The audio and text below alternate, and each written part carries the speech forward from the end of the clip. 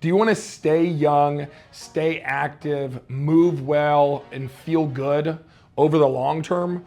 We've got to keep the ability to do a lunge. The lunge is the most functional movement in the body because we can pick things up off the ground, grab golf balls, just things around the house. It's a movement pattern that we've got to keep the ability to do. So we're going to dive into that. There's a secret way that we're going to show you how to do it to make sure that you can consistently do it without pain and make sure that you keep the highest level of function. Let's get right into the video. I'm gonna start with showing you the lunge pattern, and then we'll explain what we're doing and where the pitfalls are for a lot of people. So that lunge pattern coming out like this, I have some rules about how I'm doing it. I'm pushing my leg back, it's going diagonal. My knee stays outside my second toe and my knee's not getting in front of my toes. It's allowing me to use more of the back of my leg and my hips, my glutes. Those are the biggest muscle group in the body right here, and that's what's gonna protect us. So specifically, what muscles are we working? The entire leg, but we wanna focus more on the glutes. We have a gluteus medius right here. The pelvis comes across, and this is what keeps the pelvis level. The glute max is what controls what happens with the femur right here. And then we're also getting stability muscles working in the lower leg as well, so that we're using the entire leg. So we've got to make sure that we're doing it the right way and that we have the right ratio, that we're getting more of the motion happening from this upper part up here in our hip. That's what people lose. We see it all the time here in the clinic, and we're fixing it from the middle, the base of the body, the middle. Your core is the hips, the abdomen, and the shoulder blades all working together. And that allows us not to have injuries in the lower parts of the leg. Where do we see a ton of pain problems? In the knees and the low back. So with our lunge, we wanna make sure that we're not adding to those pain problems, that we're doing them in a way where we're reinforcing a positive movement pattern. We're training the brain to move that way, so we're not overstressing the knee and overstressing the low back. When somebody comes in new, they have any low back or lower extremity problem, we look at a squat, we look at a lunge. And the lunge tells us a lot about where we're weak in the body and what problems we have with movement patterns. So our goal for all of our clients, our oldest client right now is 94, our youngest client is 8. Both of them need to be able to do a lunge. It doesn't matter. We're in the human body. This is our human body. To protect it, we've got to be doing the same types of movement patterns, because we see these common themes of knee problems, low back problems, neck problems, shoulder problems. Those are the main things you see. Then you'll get the last 20%. That's 80%. The last 20% is going to be ankle problems, hip problems, right? And then something down the arm. Right? That's 20%. 80% are those areas where our body just has an ability to move. It's easier. And so that's where movement patterns come in, using the correct muscles. And the lunge is the thing that we've got to really tackle. The two things that we see that is most consistent problems with the lunge is when somebody's coming into their lunge, they will twist like this so that the knee drives inward. And so now I'm putting a lot of stress on my knee right here. I'm getting a pinch in my hip. And the second thing is that my hip drops. So look at this hip. When I do that lunge, it drops down like that. So that the knee can stay out, but when this hip drops, we're not using this muscle on this side, on the side of our hip to hold the pelvis up. It's not strong enough.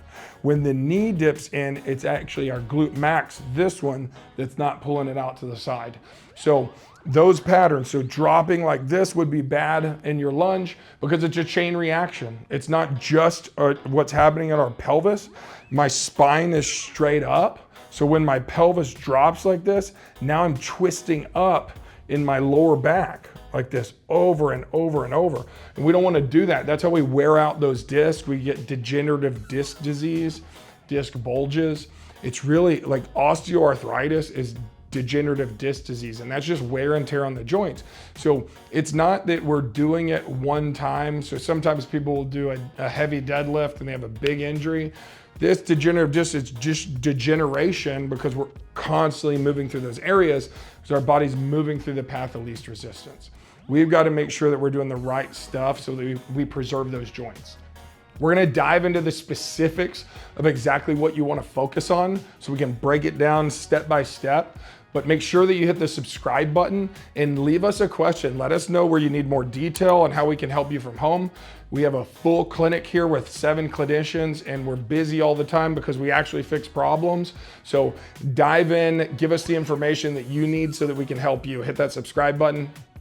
Okay, the secret lunge technique. This is the specific way that we teach our clients.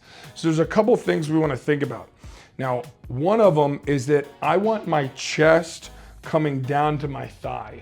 So my hip goes back. So when I'm doing my lunge, my hip goes back and my chest comes to my thigh. You don't have to go that deep. When you're building this up, we can go to here, but my chest is coming down, my butt is going back, and my knee is going to go forward, but just a little bit. It's not going past my toes. When I get deeper and I'm strong in this movement pattern, I do want to get to the ability to be able to do it like this, right? So another thing that we see sometimes is that people, when they do a lunge, they do it too in line. And so this foot kind of drifts back this way. Well, that makes the knee twist. So, and we don't want that to happen. I don't want to have back pain with my lunge, and I don't want to have knee pain with my lunge. So when I'm doing this, I'm kicking my hip back. My back is staying in a neutral position. I'm not putting too much pressure on it. I should have 90% of my weight on the front leg, 10% on that back leg.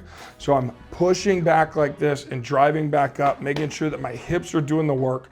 I'm not twisting on the knee, and I'm not putting too much pressure on it by it going forward, and my chest isn't staying up. If my chest stays upright, I do this, my back goes into extension and my knee shoves forward immediately. Now I have a really quad heavy lunge. I put a ton of pressure on my knee.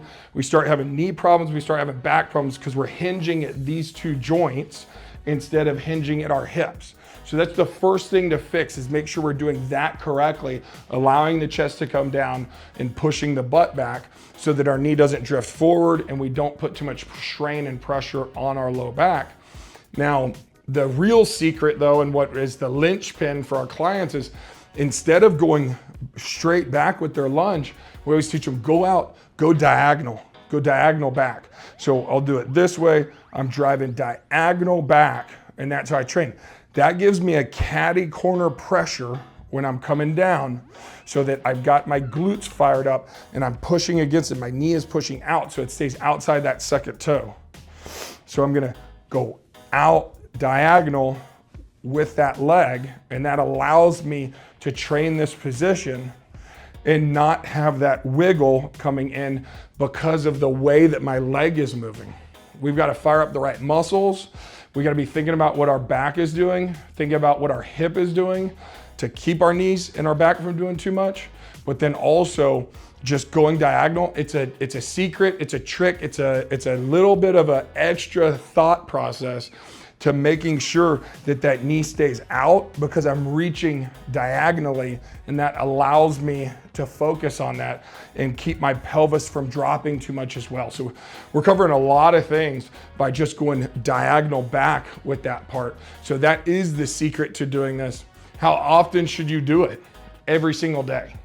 Movement patterns are trained daily. So doing it on a daily basis, that's gonna get our nervous system, nerves that fire together, wire together. So we're gonna retrain that movement pattern, and it takes 300 to 350 times of doing a positive movement pattern to retrain the brain to do it the right way. So we wanna do it daily. Maybe you wanna set a target that you're gonna do 10 of them on each leg each day. So then that'll take 30 days. So in a month, you're gonna be able to cover this and make sure that it's something that's ingrained. But I would do it every day. In Okinawa, Japan, they have the most centennials. Those people don't have chairs. They get up and down from the ground. They sit on the ground all the time, and they live to be 100. So a lot of our health issues as we get older is that we lose mobility because we're having pain. So I don't want that to be you. And I don't know if you want to live to 100, but if you want to stay active and mobile, and we have to be not having pain to be able to do that, then we've got to have good movement patterns. And the linchpin is this lunge and doing it the secret way, making sure that we're getting the right activation in our muscles and that we keep it over the long term. And that's going to keep you out of PT office and out of the orthopedic surgeon's office. Like we should, with these videos, we should be learning things. It's going to take money off the table of the medical field. It's like we do not want our clients going down that rabbit hole of all these surgeries.